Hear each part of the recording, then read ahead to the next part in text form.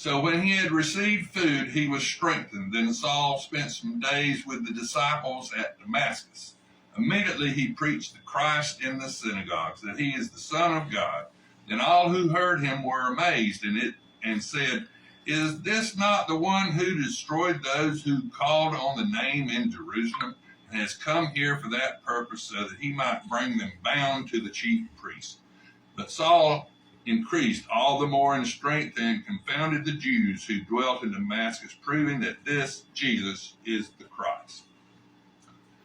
Now, Saul, God changed his name to Paul, and Paul ended up writing over half the New Testament.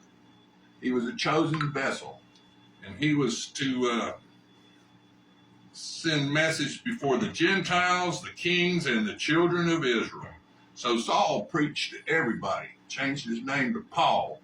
Paul wrote a bunch of letters in the New Testament, and Peter wrote 1st and 2nd Peter, and John the Divine, Jesus' right-hand man, wrote Revelation, the 3 epistles of John, and he wrote the Gospel of John. And so, kicking the prick. What's a prick?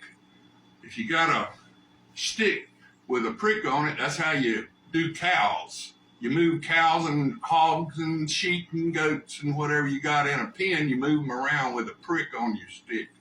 Now, the other prick you got is a prick on a compass, and you got a pencil on it, and you stick that prick down and you make a perfect circle with that prick in one spot. But if you kick that prick, you don't make a perfect circle, you mess the circle up. The circle of life. Now, what is the circle of life?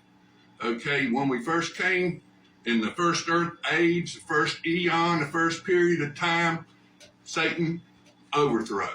14,000 years ago, God came back to earth and found a third of his children following Satan.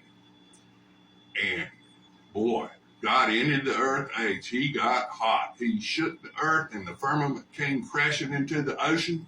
He knocked the North Pole 90 miles off. He knocked the South Pole. Boy, he hit that place down in Bolivia.